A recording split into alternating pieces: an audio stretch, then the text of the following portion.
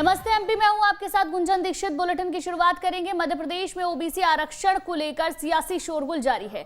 दरअसल माजरा ये है कि संसद में संविधान में संशोधन कर राज्यों को ओबीसी की लिस्ट बनाने का अधिकार दे दिया है। इधर मध्य प्रदेश में ओबीसी वर्ग को 14 के बजाय 27% आरक्षण देने का मामला कोर्ट में उलझ गया है। संसद के पास हुए बिल को लेकर जहां कांग्रेस बीजेपी में श्रेय लेने की होड़ मची है, तो वहीं एमपी में ओबीसी को 27% आरक्षण न मिल पाने के लिए कांग्रेस बीजेपी को के साथ ब्लेम गेम खेल रही है। वहीं संसद मध्य प्रदेश में ओबीसी आरक्षण पर कांग्रेस बीजेपी में माइलेज की होड़ मची है। दरअसल मध्य प्रदेश में ओबीसी को 27% आरक्षण दिए जाने का मामला कोर्ट में पेंडिंग है।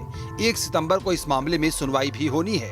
इस बीच कांग्रेस बीजेपी जहां एक दूसरे की सरकारों पर कोर्ट में ठीक से पैरवी नहीं करने का आरोप लगा रही है, वहीं संसद में ओबीसी से संबंधित पास हुए बिल को लेकर अब श्रेय लेने की होड़ भी मच गई है।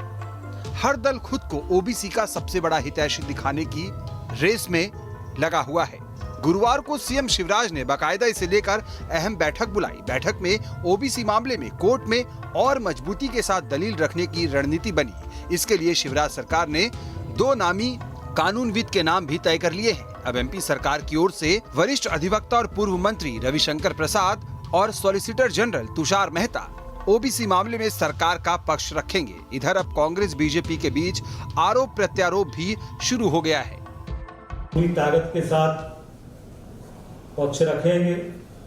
हमारी जब सरकार थी तब पिछड़ा वर्ग को 14% तो आरक्षण मिलता ही था, और उसके बाद नौकरियों में जो मेरिट में पिछड़ा वर्ग के लोग आते थे उनको मेरिट के आधार पर भी स्थान मिल जाता था। परंतु कांग्रेस की कमलनाथ जी की सरकार ने कैबिनेट से निर्णय कर दिया कि 14% से ज्यादा आरक्षण नहीं मिलेगा। तो जो पिछड़ा वर्ग के लोग मेरिट में भी आ रहे थे, जिनको मेरिट के आधार पर मिलना था, वो आरक्षण भी नहीं मिल पाया। तो एक तरह से पिछड़ा वर्ग का आरक्षण रोकने का काम कांग्रेस की सरकार ने किया है। उधर ओबीसी आरक्षण मसले पर कांग्रेस भी श्रेय लेने में पीछे नहीं रहना चाहती।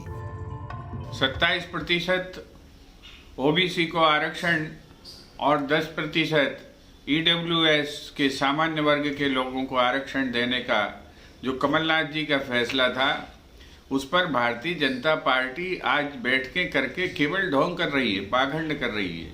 ये तो हमेशा इन्होंने विरोध किया उसका। अदालत में इन्होंने लिख कर दिया है, ये अपने लीगल एडवाइजर की, डिप्टी डायरेक्टर की और एनआरएचएम के डायरेक्टर को लिखी गई चिट्ठियों को क्यों नहीं सार्वजनिक करते?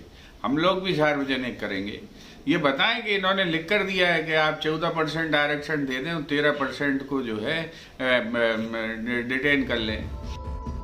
बहरहाल इस सियासत पर एक्सपर्ट्स का क्या कहना है, ये सुनिए।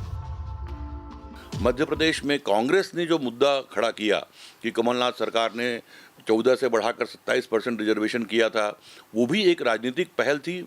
कमलनाथ को ये मालूम था कि सुप्रीम कोर्ट के ऑर्डर के मुताबिक 50% से ऊपर आरक्षण नहीं दिया जा सकता, लेकिन उन्होंने ऐसा किया। और अब उसको लेकर सियासत ये हो रही है कि कांग्रेस ओबीसी की बहुत हमदर्द है या बीजेपी को डर है कि कहीं ऐसा ना हो कि इस कांग्रेस के इस प्रचार में ओबीसी के लोग आ जाएं और बीजेपी के खिलाफ हो जाएं। अब सवाल उठता है कि क्या मौजूदा व्यवस्था से कोई बदलाव आएगा? क्या इस पर नए सिरे से सोचने की जरूरत है? एक्सपर्ट क्या कहते हैं, ये सुनिए। होना दरअसल ये चाहिए कि अवसर बढ़ाने की बात होनी चाहिए। आप आरक्षण चाहे 14% दें, 27% दें या उससे अधिक दें, सरकार में नौकरियां ही नहीं है, तो आखिर उस आरक्षण का फायदा क्या? तो यदि सही माने में कोई पॉलिटिकल पार्टी ओबीसी का भला करना चाहती है, तो नौकरी के, शिक्षा के, दूसरे और कामों के अवसर बढ़ाने की बात करनी चाहिए, ताकि आरक्षण का जो भूत है वो अपने आप खत्म हो जाए। बहरहाल 1 सितंबर को हाई कोर्ट में ओबीसी को 27% आरक्षण दिया जा सकता है या नहीं, इस पर सुनवाई होगी। लिहाजा अभी सियासी बयानबाजी जो भी हो, लेकिन तस्वीर 1 सितंबर के बाद ही साफ हो पाएगी। Team news state.